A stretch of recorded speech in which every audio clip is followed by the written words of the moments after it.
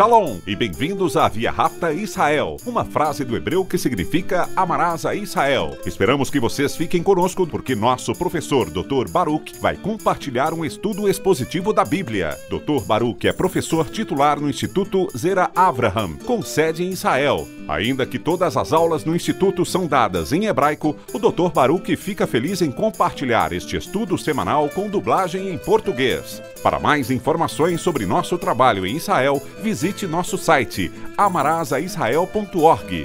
Fiquem agora com o Dr. Baruch e a aula de hoje. Are you thinking correctly when it comes to your life? Quando se trata de sua vida, você pensa corretamente? Em outras palavras, você tem uma perspectiva adequada, a perspectiva de Deus, quando você precisa tomar decisões corretas e agir adequadamente. Somente quando você entender as coisas do ponto de vista de Deus, você vai conseguir agir corretamente para, no final, cumprir o objetivo de Deus em sua vida. Deixe-me fazer outra pergunta. Você sabe qual é o objetivo de Deus para a sua vida? Bem, é sobre isso que veremos no estudo de hoje. Dito isso, pegue sua Bíblia e olhe comigo no livro de Romanos, capítulo 15. Repetindo, Romanos, capítulo 15. Neste primeiro versículo, serão considerados dois grupos de pessoas. Muitas vezes, eles são traduzidos para o português como os fortes e os fracos. Mas se olharmos cuidadosamente para essa palavra no idioma original, ela tem mais a ver com os que estão preparados, os que são capazes e os que não são capazes, que não conseguem fazer algo. E isso realmente tem a ver com maturidade. Ou seja, os que são espiritualmente amadurecidos, que crescem na fé para que se consiga fazer algo. Paulo vai dar algumas instruções muito significativas, instruções que correspondem com a revelação da lei. Sendo Paulo um judeu, sendo um fariseu, ele estava mais familiarizado com a Torá. Ele entendeu o que a lei de Deus revelou, como também a bondade da lei de Deus, para que pudéssemos, de fato, cumprir o objetivo da razão pela qual Deus nos criou e pela qual o Messias nos salvou. Assim sendo, olhe para o primeiro versículo, Romanos, capítulo 15, versículo 1. Nós lemos aqui: mas nós, que somos capazes, devemos. Então, Paulo está falando com aqueles que provavelmente, na sua Bíblia, está escrito que somos fortes, devemos. E ele fala sobre o que devemos fazer. E fazer o que devemos fazer nos exige que pensemos corretamente. Ele vai nos dar uma perspectiva correta para que possamos ver as coisas adequadamente e saber o que devemos fazer para cumprirmos nosso objetivo. Vou repetir o versículo 1. Mas nós, os capazes, devemos as fraquezas dos que são incapazes, nós devemos suportar. O que isso significa? Existem os que são fracos, os que não são capazes, os que carecem de alguma coisa, e nós devemos suportá-los. O que significa a palavra suportar? Ela significa apoiar, ajudar, ou creio que essa explicação provavelmente é muito importante, que precisamos compensar o que está faltando neles. Não é porque eles são rebeldes, não é porque não amam a Deus. Eles precisam crescer. Como veremos daqui a pouquinho, eles precisam ser edificados. Portanto, em vez de afastá-los, de repreendê-los por não serem capazes de fazer o que precisa ser feito, nós somos chamados a suportá-los, a tolerar suas inadequações, não apenas aturar, mas ajudá-los, usar essa situação para ajudá-los a crescer e amadurecer, para que no final o objetivo seja cumprido. Então, vamos para o versículo 1. Mas nós, que somos capazes, devemos as fraquezas dos que são fracos ou incapazes, nós devemos suportar. E veja o final do versículo 1. E não a nós mesmos. E isso é importante porque nos textos está sendo enfatizado para nós que não devemos. agradar a nós mesmos. Então, não se trata sobre mim, não se trata de satisfazer os meus desejos, as minhas necessidades, que as pessoas me veem de maneira que quero ser visto. Nada disso é o objetivo que Deus tem para você, nem é sobre você. Paulo então diz, não agradar a nós mesmos. Vamos agora para o versículo 2. Pois cada um de nós, observe o que está escrito, ao seu próximo deve agradar. É nesse ponto que se volta a Torá. Já aprendemos muitas vezes, e eu já disse isso em nosso estudo do livro de Romanos, sobre o fundamento da lei. A mensagem principal da lei é amar ao próximo como a nós mesmos. Paulo diz isso em Gálatas. É toda a Torá em uma única afirmação. Ame ao seu próximo como a si mesmo. Veja que essa afirmação corresponde ao que acabamos de aprender. Não se trata sobre mim. Não estou aqui para agradar a mim mesmo, mas quero fazer as coisas segundo as necessidades do meu próximo. É sobre isso que Paulo está falando aqui. Assim, o próximo também é enfatizado. Ao próximo deve agradar. E como fazemos isso? Para o bem. Agora, o que ele quer dizer quando diz para o bem? Nós aprendemos muitas vezes que a palavra bom ou bem se relaciona à vontade de Deus. Então queremos agir de forma que se possa cumprir a vontade de Deus na vida desta pessoa, que ela atinja o objetivo, que ela caminhe de maneira a cumprir os propósitos de Deus para ela. Continuamos a ler. Para o bem, para a vontade de Deus, para, veja agora algo muito importante, para edificação. Isso significa que essas duas coisas andam juntas. Nós precisamos nos preocupar em ser uma influência edificante da vida dos outros para que o bem, ou seja, a vontade de Deus, se realize na vida dessa pessoa, que ela cresça e que tenha mais maturidade. Por quê? Bem, eles são aqueles que foram incapazes, que foram impossibilitados de fazer coisas. Nós queremos mudar isso e ter certeza de que eles sejam capazes, que eles se tornem, como dizem outras Bíblias, fortes, para que possam ser uma fonte de edificação para outros. É disso que Paulo está falando nesses 2 primeiros versículos. Olhe para o versículo 3, onde vemos um exemplo. Não apenas um exemplo, mas o exemplo. Por quê? Porque se relaciona ao nosso Messias e Yeshua. Uma das coisas que precisamos ver sobre o Messias é que, geralmente, isso é especialmente verdadeiro nos evangelhos, que quando se fala de Cristo, geralmente se fala de 2 possíveis maneiras. O que é enfatizado é que ele é o Filho de Deus ou o Filho do homem. Ou se enfatiza a sua divindade, o Filho de Deus, ou a sua humanidade, o Filho do homem. Quando a ênfase é em sua humanidade, então o que está sendo ensinado é que ele é um exemplo para nós. É exatamente isso que vemos no versículo 3. Não apenas um exemplo, mas o exemplo perfeito. Vamos ler então o versículo 3. Pois até mesmo o Messias, ele mesmo também não é enfático. Ele a si mesmo não se agradou. Não foi por isso que ele veio. E Paulo continua, pelo contrário, como está escrito. Novamente, repito que gosto dessa parte, porque vemos repetidamente que o propósito do Messias é cumprir a palavra de Deus. Lembre-se que ele é um exemplo para nós. Então, com o que devo me preocupar? Com a palavra de Deus. Que eu viva de forma que acredite no que é certo, para que eu possa viver de maneira correta, para que eu cumpra a vontade de Deus. Esse é o objetivo para todas as pessoas. Porém, quando fazemos isso, há um objetivo que é ainda maior, o que vamos abordar daqui a pouco. Vamos continuar. Mas, assim como está escrito, as injúrias dos que injuriavam você caíram sobre mim.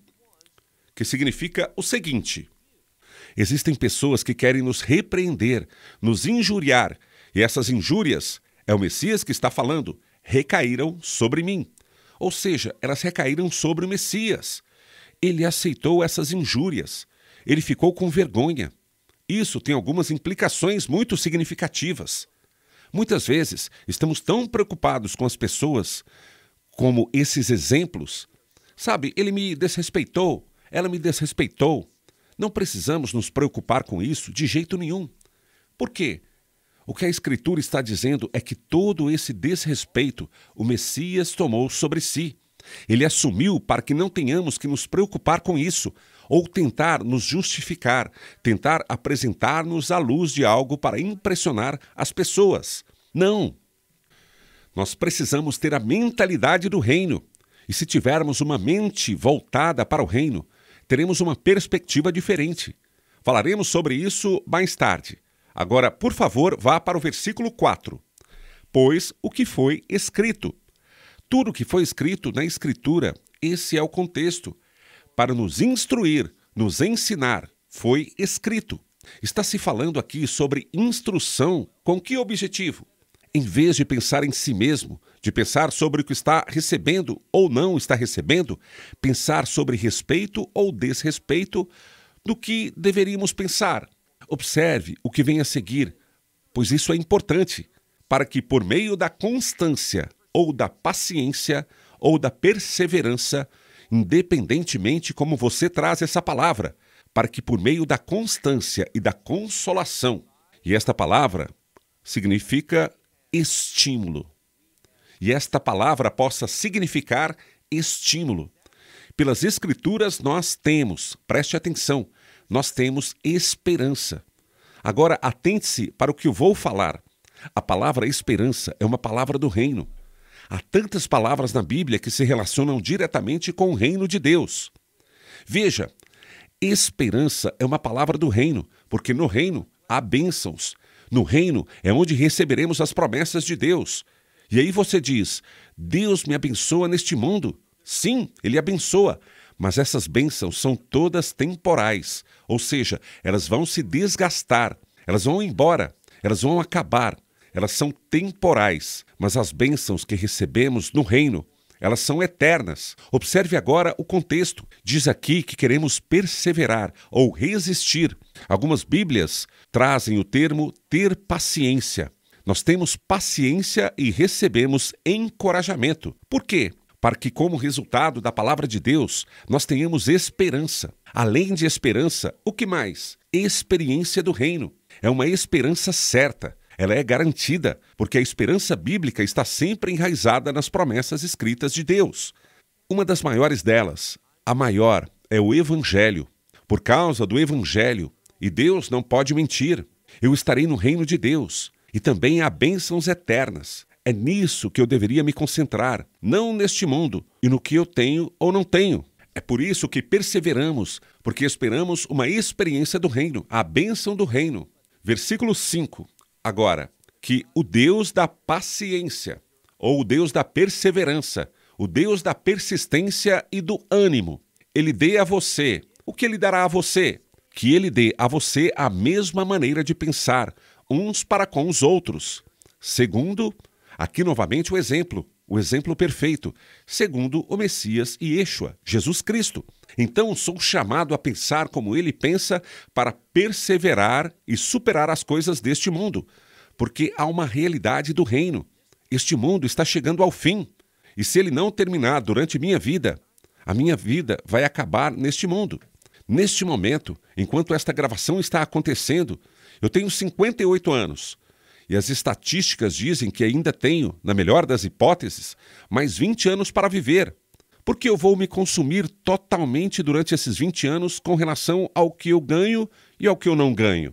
Isso é bobagem. Eu não estou preocupado com esses 20 anos ou mais que eu ainda possa ter. Estou preocupado com a eternidade. O que são 20 anos comparados a toda a eternidade? Essa é a mensagem que Paulo está transmitindo. Portanto, que o Deus da perseverança e da consolação dê a vocês a mesma maneira de pensar uns pelos outros, segundo o Messias e Yeshua. Vamos agora para o versículo 6. Para que, e nós temos duas palavras, a palavra para paixão ou desejo, sendo que a palavra em grego é homolaike, que significa temos o mesmo desejo, ou ele é parecido ou semelhante. com o mesmo desejo e a uma boca. E o que fazemos? Lembre-se que falei sobre o objetivo, o que deveríamos fazer, com o que deveríamos nos preocupar, o que queremos alcançar. Veja só, nós temos o mesmo objetivo, somos apaixonados por ele. Nós falamos sobre isso, uma mente, nós estamos todos juntos, há uma só boca, há uma só voz. E o que acontece? Que vocês glorifiquem a Deus e Pai de nosso Senhor Messias e Yeshua. Esse é meu objetivo com todas as circunstâncias, que eu seja usado para que Deus seja glorificado. Esse é o nosso objetivo. Não importa o que eu ganho, o que eu não ganho, o que eu perco, o que recebo, nada disso é importante. Não importa se sou respeitado, desrespeitado, honrado, desonrado. Não faz nenhuma diferença o que as pessoas fazem, o que pensam de mim, se no final eu me comporto de forma que Deus seja glorificado. Isso que é sucesso. Então não pense em sucesso como que tamanho é minha casa, se meu carro é muito caro, que tipo de roupa estou vestindo, se elas são de marca ou não. Quanto dinheiro eu tenho em minha conta bancária, se tenho grandes investimentos. Não é isso que é ter sucesso. Essas coisas acabam por si só, elas não são boas nem ruins, e podem ser também usadas para a glória de Deus. Mas o que é importante é, será que estou agindo, fazendo algo que traga glória a Deus? É isso que é importante. Agora, versículo 7. Portanto, aceitem-se. É assim que fazemos, é assim que nós o glorificamos. Portanto, à luz do que foi dito, em outras palavras, portanto, aceitem-se uns aos outros, assim como também o Messias aceitou. Na versão dos textos receptos, está escrito, nos aceitou. Na versão de Nestle Aland, acho que ele diz, aceitou vocês. É uma pequena mudança, mas que precisa ser percebida. Ele diz aqui que nós aceitarmos uns aos outros, assim como o Messias nos aceitou, ou como ele aceitou vocês. Para quê? Para a glória de Deus. Paulo quis dizer que há uma relação intrínseca entre se cumprir a vontade de Deus e a glória de Deus. O Messias veio a este mundo com um propósito, o de reconciliação, para reconciliar a humanidade pecaminosa com um Deus santo. E ele fez esse trabalho com perfeição.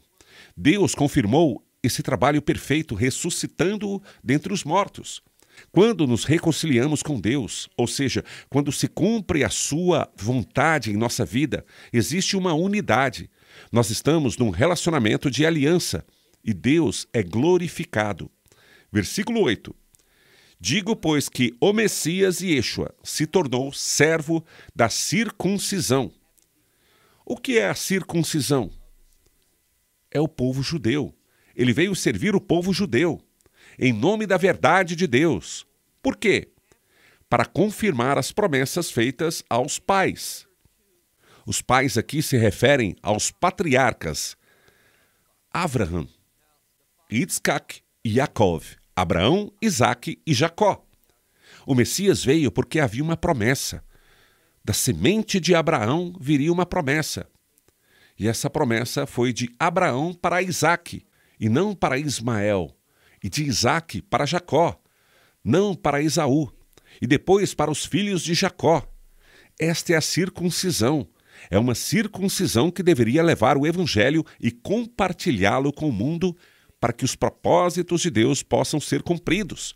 Então o que vemos aqui é o Messias. Ele se tornou um servo de Israel em nome da verdade de Deus. Esta aliança que foi feita com Abraão, para confirmar as promessas que foram feitas aos patriarcas.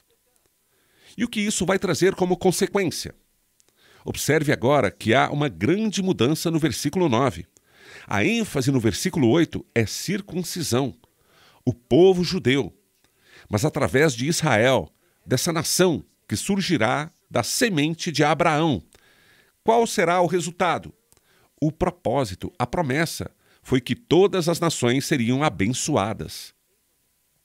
É sobre isso que Paulo vai falar no versículo 9. Vamos lá. Mas as nações, pela sua misericórdia, existe uma relação intrínseca entre a misericórdia e o evangelho. Nós recebemos a misericórdia de Deus. E podemos dizer isso de outra maneira. Nós recebemos a graça de Deus através da mensagem do Evangelho.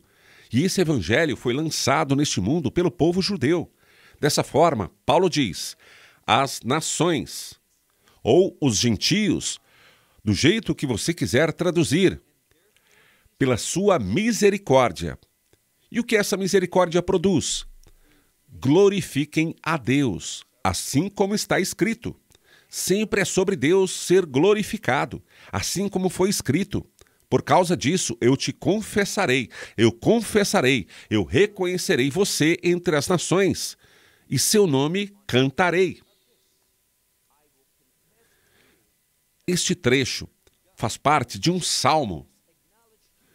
Olhamos aqui e veremos nesta passagem que está se falando aqui sobre o quanto Deus será louvado profeticamente entre a circuncisão, Israel, o povo judeu, e entre as nações.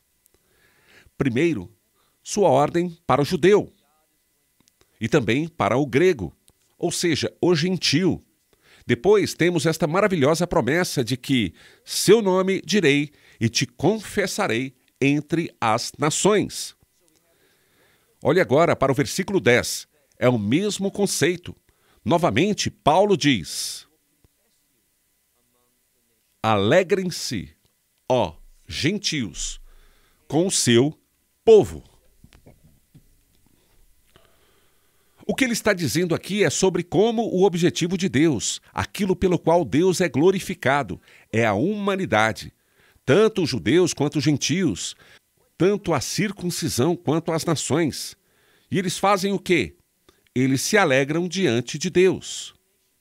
Vamos ler agora todo o versículo novamente, que diz: alegrem-se, ó nação, ó gentios, com seu povo. Versículo 11 agora. E mais, louvem o Senhor todas as nações, louvem a Ele todos os povos. O motivo desta afirmação estar aqui é para dizer que o que Deus quer é que as pessoas o louvem, o adorem, o glorifiquem. É isso que devemos fazer. Nós deveríamos orar todos os dias. Ó Senhor, usa-me na vida de outras pessoas para que elas possam ser mudadas, para que eu possa influenciá-las a honrar e louvar a Deus. Se forem judias ou se não forem judias, não importa. Deus quer que toda a humanidade o louve, sendo que a sua base é, de fato, o Messias. Ele é a fonte. O que ele fez e o que ele tem feito por mim e por você torna possível que possamos louvá-lo, de forma que ele o receba de nós. Olhe agora no versículo 12. Está escrito: e outra vez diz também Isaías: haverá a raiz de Jessé. Então, está se falando sobre a raiz de Jessé, uma referência ao Messias. Haverá a raiz de Jessé. E ele continua: aquele que se levanta para reinar sobre as nações. Quem vai governar todas as nações? O Messias. Esta é a raiz de Ishai, ou Jessé em português. Observe o que ele diz: aquele que se levanta, que se levantará para governar. E esta ressurreição é sempre uma referência a quê? Ao reino. Entendemos então que o Messias vai governar este mundo no reino. Estava conversando com algumas pessoas outro dia e elas me diziam o quanto estão decepcionadas. Elas não veem justiça neste mundo, elas não veem imparcialidade neste mundo, elas não veem retidão neste mundo. É isso mesmo. E ainda replicaram: mas Deus é soberano. Sim, Ele é soberano, mas Ele ainda não estabeleceu seu reino. Em outras palavras, seu trono, que está no céu, ainda não entrou neste mundo. Seu trono entrará quando o reino milenar for estabelecido. E ele irá, a partir desse reino milenar, para Nova Jerusalém. Ele sempre será e sempre é o Senhor dos senhores, mas ele não começou seu domínio aqui neste mundo. É isso que o livro do Apocalipse nos ensina. Os eventos que devem acontecer para que este domínio do Messias entre em vigor. Assim, Paulo diz: e aquele que se levantará para governar as nações, nele As nações, os gentios, terão esperança. Tudo isso simplesmente nos lembra que nossa esperança está no Messias. E essa esperança é oferecida não apenas ao povo judeu, mas também a quem? Às nações, aos gentios. Consegue entender? O Messias veio para as ovelhas perdidas da casa de Israel, porque ele faz tudo segundo o plano de Deus, segundo a ordem de Deus. Primeiro, o evangelho para o povo judeu. Depois, sai de Jerusalém, da Judéia, da Samaria, para as partes mais importantes da terra, para que todas as nações pudessem receber a mesma experiência da salvação pela fé, pelo que o Messias fez na cruz. Bem, vamos olhar para mais um versículo.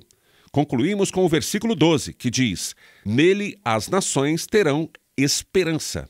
Versículo 13. Este é nosso último versículo, que diz que o Deus da esperança.